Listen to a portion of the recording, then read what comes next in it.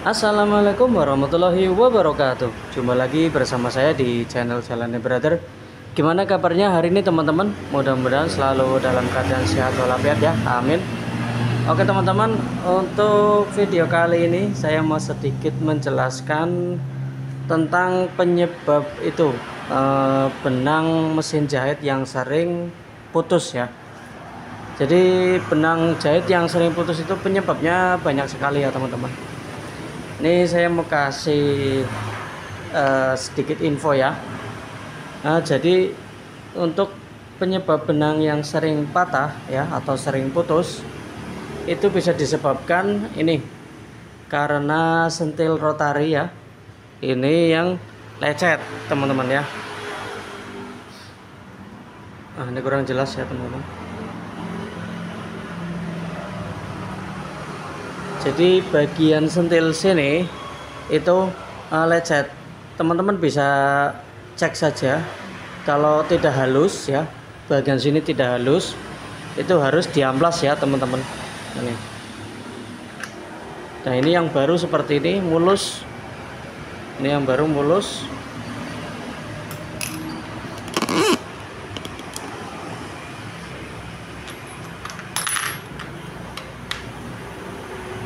Ya, ini mulus ya, yang baru.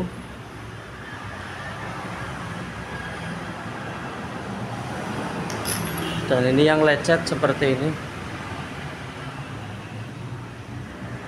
Jadi teman-teman bisa pegang bagian sininya itu.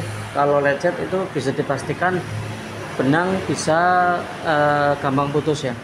Karena benang itu melewati ini bagian ini sentil sini. Ya. Terus selanjutnya ini yang bisa menyebabkan benang yang sering putus ya, lubang plat ini, lubang plat yang sudah lecet ya atau yang sudah rusak itu bisa menyebabkan benang sering putus. Ini salah satunya plat ya, lubang plat yang lecet. Nah ini yang baru seperti ini, mulus. Ini baru.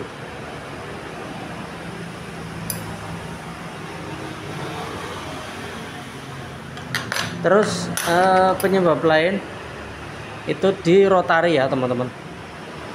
Jadi untuk rotari ya teman-teman itu cek ujung rotarinya yang pertama. Ujung rotari dicek ya. Kalau ujung rotari lecet kita amplas teman-teman ya. Terus cek juga bagian sini, ini yang bulat ini ya, bulat. Ini bagian sini bulat. Nah ini teman-teman raba-raba saja. Kalau sedikit kasar itu harus diamplas ya, karena ini jalurnya benang ya teman-teman. Ini kalau kasar bisa diamplas ya. Terus begitu juga di bagian ujung rotari ya. Ini namanya ujung rotari ya teman-teman ini. Ini ujung yang mengambil benang ini. Ini ujungnya ini. Ya. Jadi benang diambil oleh ujung alat ini, rotari ini. Ujung rotari. Ini diusahakan jangan sampai lecet ya. Kalau lecet kita amplas. Jadi kalau lecet bisa menyebabkan benang sering putus teman-teman ya.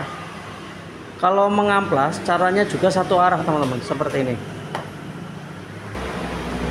Jadi untuk teman-teman kalau mau amplas rotari pakai amplas halus ya, lembaran ini.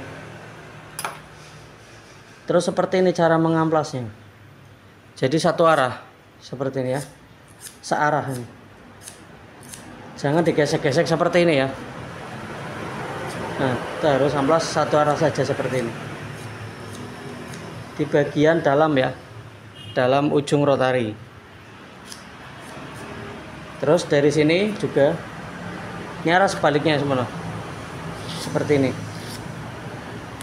Tinggal kita raba-raba saja bagian mana yang lecet ya.